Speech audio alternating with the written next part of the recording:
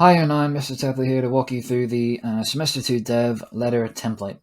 So in this assignment, we will be attempting to demonstrate our understanding of global citizenship and the Australian commitment to the United Nations SDGs, or Sustainable Development Goals.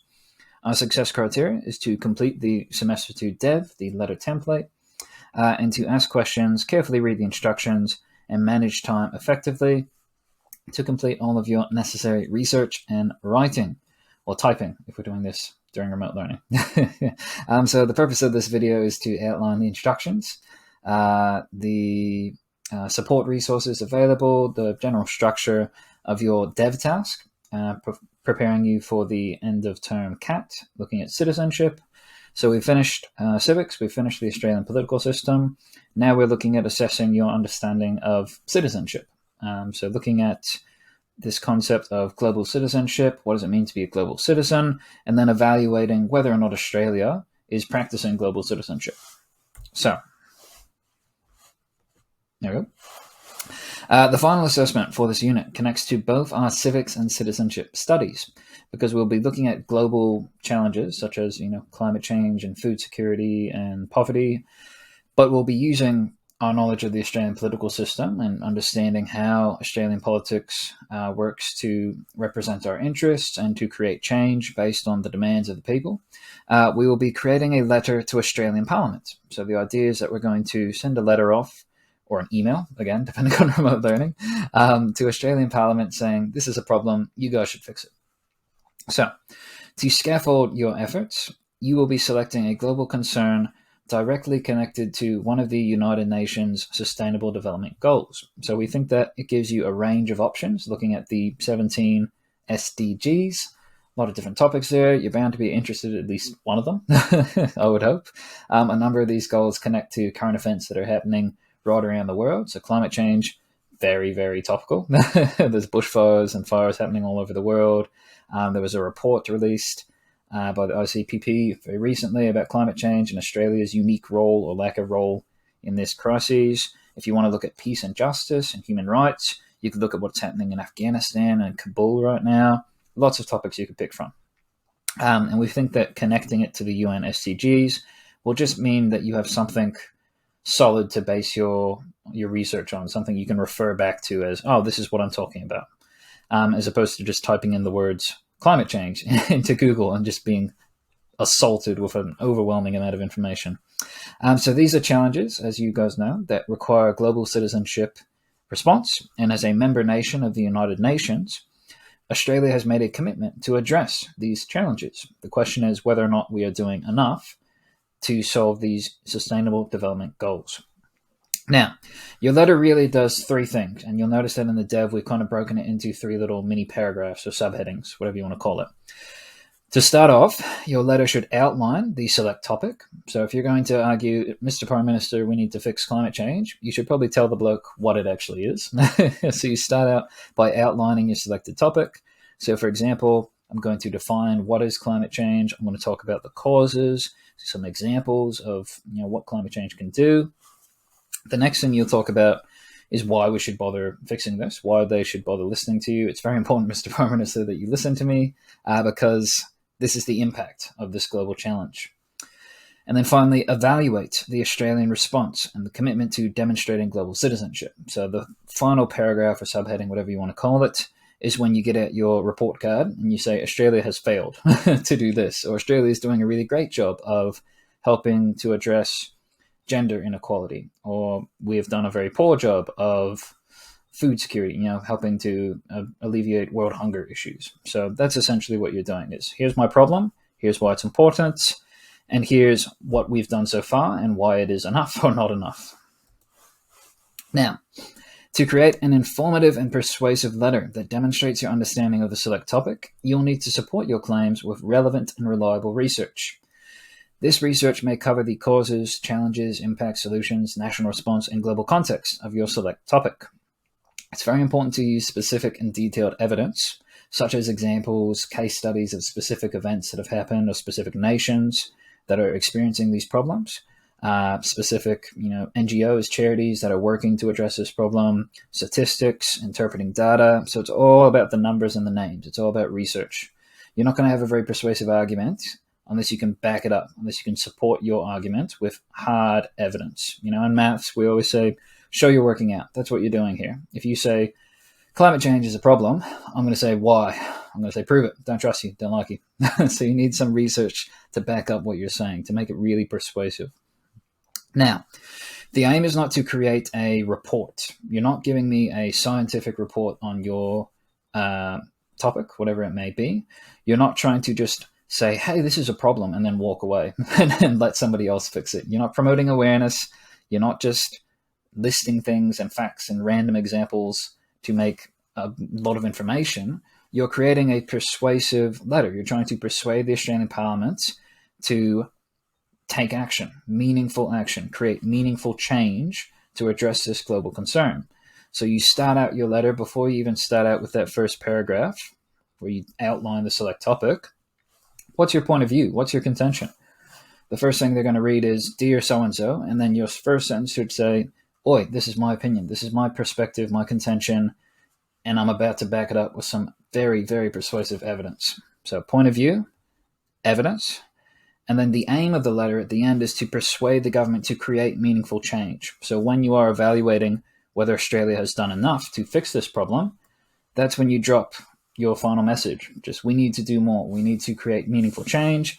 I want you to do this specific action to fix this problem. I want you to donate $1 million to this country. I want you to invest in solar energy. I want you to bring in a carbon tax. I want you to accept refugees from Afghanistan. You need to have a meaningful goal. You're not just writing words for the heck of it. You're trying to create meaningful change to address this global concern.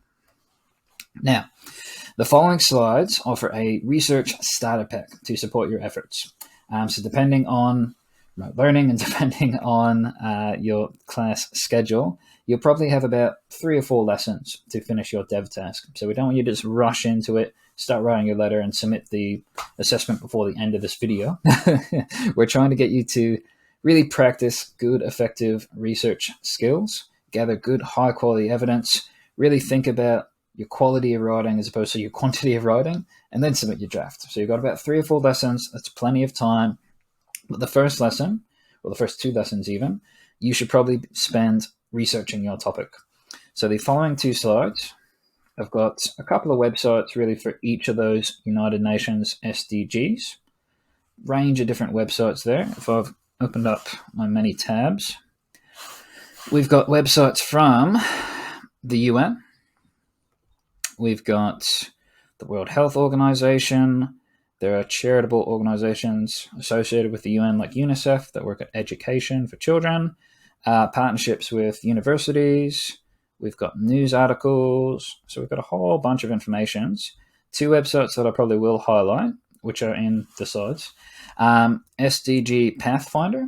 So this is a really good website in that it kind of connects your topic to actual real actions that we can take and actions that are occurring around the world. So kind of like a progress report. It's very fitting now that you guys are, the teachers are starting to write your progress reports. This is the progress report for the world. And there's another website called SDG Tracker, which if you scroll down, so how is the world doing on this goal? I can find out what the goal is and what our target is and, are we going to meet that goal? A lot of good websites there to get you started. However, it's not going to be the only thing you're using in your assignment. Just a little bit of a push in the right direction, I guess. So that should give you some ideas on some good, reliable websites you can use to find information about your topic. Now, the actual dev itself looks something like this. So this will be available either in Google Classroom or in Compass, depending on your class setup. So Google Classroom over here. And I've lost it. Too many tabs. Right, so it's basically a template, a rough draft, a plan, whatever you want to call it, planning template, similar to what we did with history, with the history essay. Knocked off my head. There we go. So it's not a formal, massive assessment and essay writing task at this stage. It's really just a rough draft. So don't start hyperventilating. Don't start stressing out. We don't want you to feel any more anxious or overwhelmed during remote learning than you have to be. This is just a draft. You have 3 or 4 lessons to work on it. The template has been divided into really clear sections to help you guys plan out your writing. You submit this at the end of the week. We give you some feedback on what you can improve, what you've done well, so you know to do that again during the CAT. And honestly, the dev will probably be harder than the CAT, because once you've done your dev and you've done it properly and you've made a few little edits based on the feedback we've given you after the dev, your CAT is done. The CAT is essentially a letter to Parliament. This is you drafting that letter now. So you've almost done all the hard yards, all the hard work once you've completed this step. So it's really important. People who do well in the CAT are going to be the people who put in effort in the dev. Because if you put in the work now, the CAT will be much easier, be much less stressful for you. So we encourage you, treat this seriously, but don't feel overwhelmed by seeing all these little words and topics here. Now, first thing you start out with is your introduction.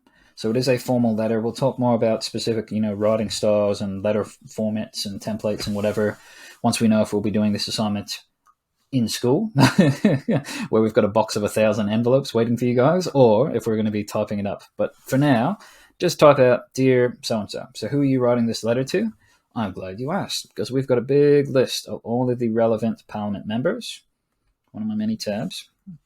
So depending on what your SDG is, your topic is, you'll be emailing or mailing one of these Parliament members in the federal government to discuss that topic. Because if you have a topic about reducing inequalities for Indigenous and non-Indigenous Australians, you're going to talk to old mate Ken Wyatt. If you are talking about food security and ending world hunger, and farming, old mate David Littleproud. If you're talking about land or life on land or life below the water, so looking at environmental related ones, old mate Suzanne Lay. Susan Lay? That's an interesting way of spelling things. I'm getting distracted, right? So you start off by addressing the person you're talking to. I'm writing to you to discuss, list your topic. So be specific. Don't just say environment, pretty trees outside. Say specifically, I'm writing to you to address this, the United Nations Sustainable Development Goal 17, 16, 14, which is this.